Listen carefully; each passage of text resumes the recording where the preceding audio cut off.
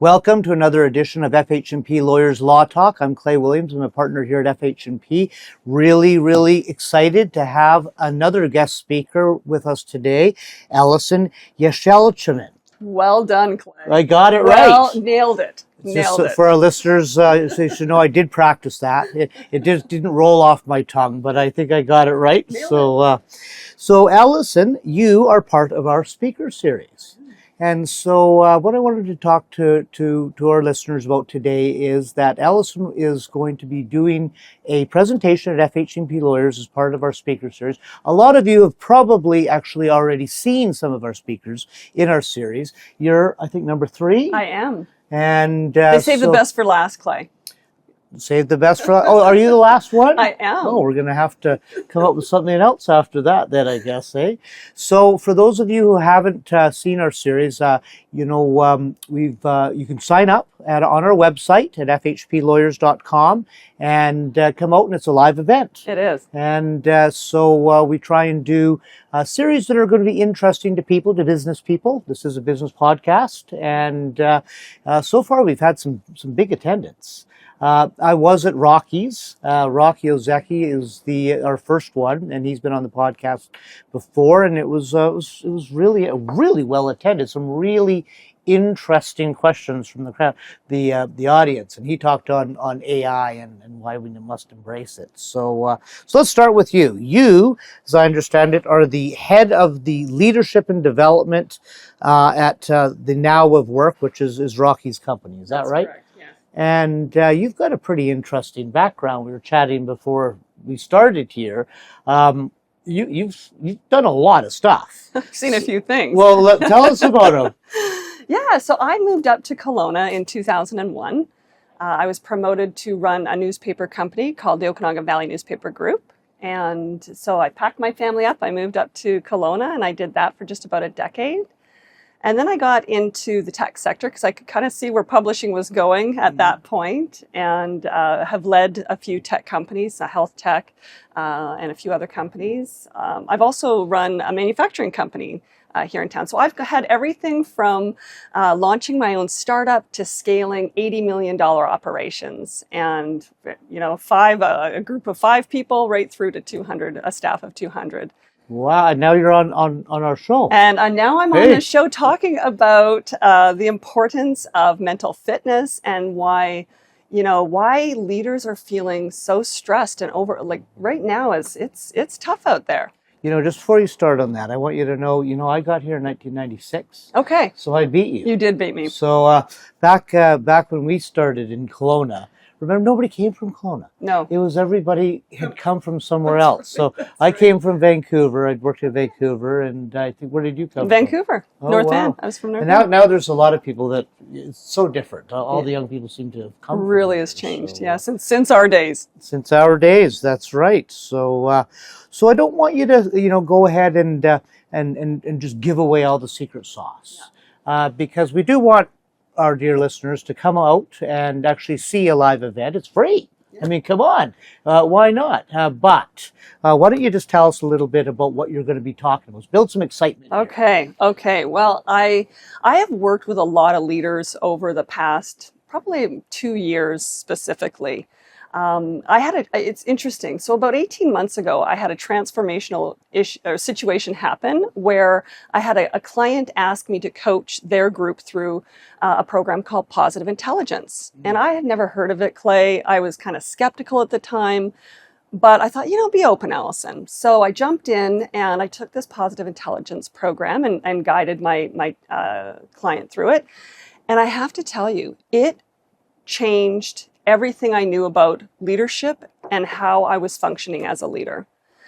You and I have probably taken a lot of courses, we've watched a lot of podcasts, we've read a lot of books, but I had no idea how powerful our minds are and how detrimental they can be to our performance, to our relationships, and especially to our own health and well-being.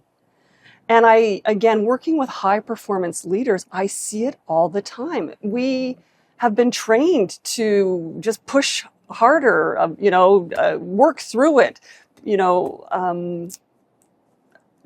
find a better way forward, as opposed to stopping and taking a look at what it is that we're actually doing to ourselves and finding a better way to manage through that stress, that pressure. And it's constant. Like, let's face it, since the pandemic, we've had cybersecurity attacks, we've had AI disruption. It's been this constant, micro moments of stress that have been building. And leaders are really struggling through that. Well, and you hear about it. It seems to be one of the new things we hear about AI, but also, mental health and being your top performer. So where does Scotch fit into all this? Scotch? So it's my personal way of getting through. Oh, mine's so, Merlot. Oh, mine's Merlot, so. Yes. And she comes in when I feel like I don't have the skills to be able to, but that's an avoidance tactic. And we can talk, we'll talk about that a little later on. But what I think is really important for your audience to know is that mental fitness, when, let's think about this. When did you learn about physical fitness? Oh, remember at our age, we had to do those tests. Yeah, participation. Participation. You had to hold the gold and silver and bronze, That's right. and that's right. So yeah, you had to hold the bar for 1 minute. Yeah, I was in order really to good. get I used to be really skinny. Okay, I was you good at were that, probably pretty good at that. And now, when did you hear about mental fitness? Yeah, that's been a much more recent. Yeah. Recent thing. I just learned about it about 18 months ago. But let's face it, mental fitness, it is, it's beneficial to boost morale and your performance. It reduces stress. It helps you, collaborate more effectively with people. It helps you with your self-confidence.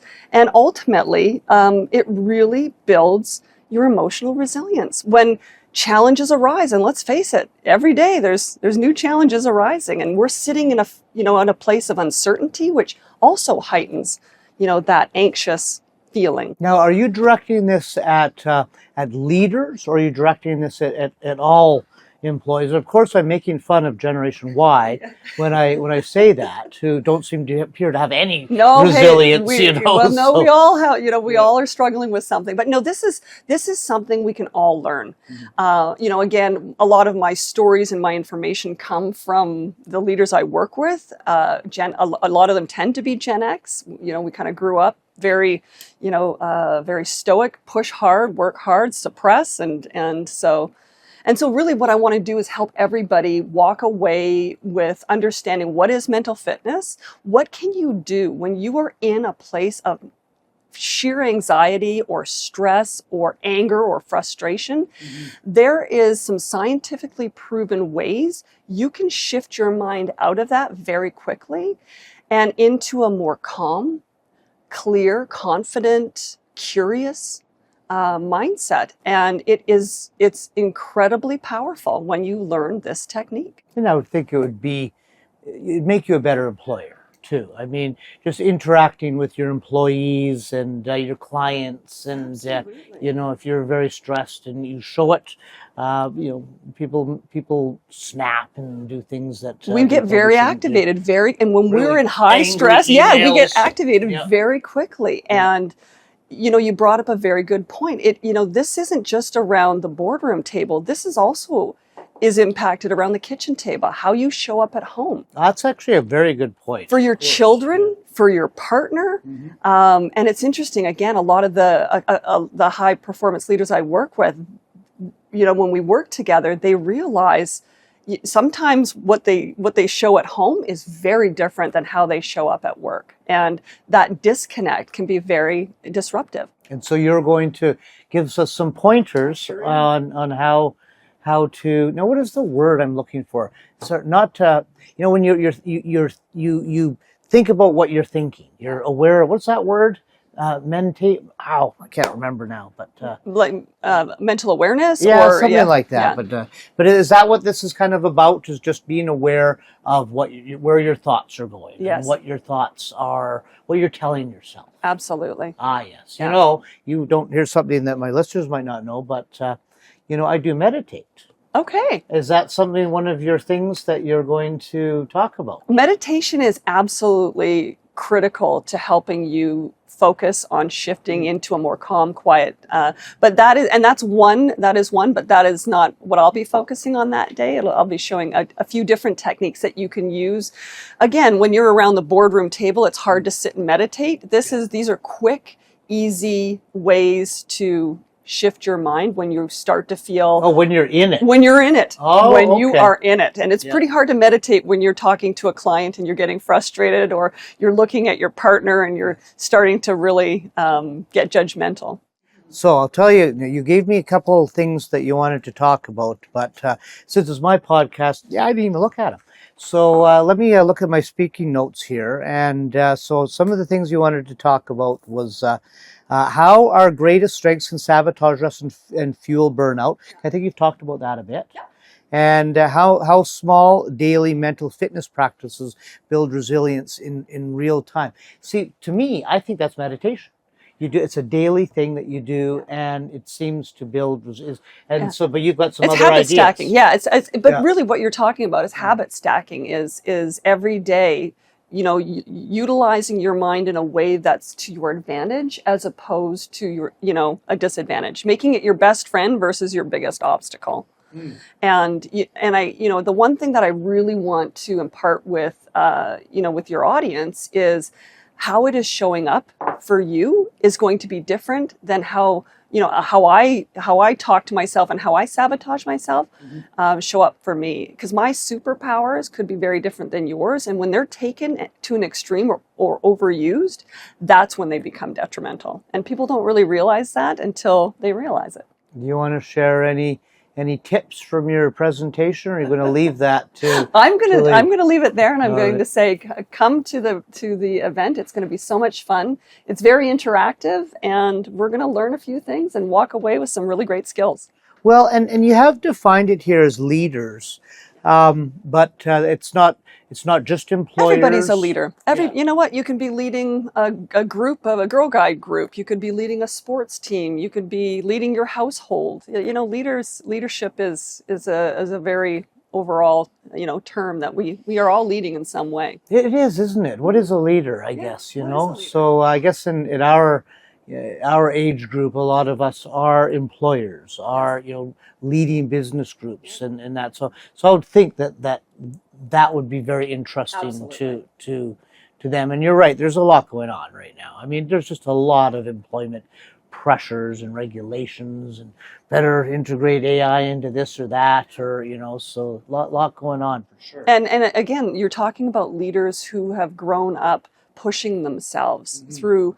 A lot of time it's through negative chatter in their mind. Come on, you can do this. Hurry up, push harder. They push, as opposed to sitting back saying, okay, what would make this a bit more of a pull than a push? What can I do maybe I need to lean in and get a little bit more curious, as opposed to maybe being a little bit more commanding or controlling. And again, I think that's where I see a lot of high performance leaders not realize that the detriments they think they're getting higher performance when in fact they're not. They think that they're helping with their relationships with their siblings or their children or their partners, and they're not. It's the lies we tell ourselves, but we don't really realize it until we take a moment to really look at how it is impacting us on a daily basis. We'll be going through some exercises, I take it? Absolutely. Oh, that's very exciting. Okay, well, I'll be there because I think I'm pretty awesome. And so, I don't know. I'd like to know if I'm telling myself a liar or not. So I guess we'll find out on September 16th. And yeah, so I'm just really happy that we're doing that at FH&P and having actually live. Is it a show or presentation? It's a presentation. I like to call it an interactive presentation. Yeah. But yeah, it really is about helping educate the audience and provide a better way forward. Yeah, I can't wait. Sign up, FH&P Lawyers, and just go to our website. It's a free event, and like me, you'll probably learn something. Even if you think you're as awesome as I think I am, so I'm sure there's something there to learn about. And I guess it reduces wrinkles, regrows hair, and it may cut back on your scotch, but it may improve your golf game. Yeah. I like that. That's great. I hate golf. I'm so bad at it. Allison, thank you very much for coming out, and I'm really excited for September 16th, and hopefully a lot of our listeners are going to sign up, FH&Plawyers.com. Come on out, see you live, and I know that we're going to get a lot out of it. So until next time.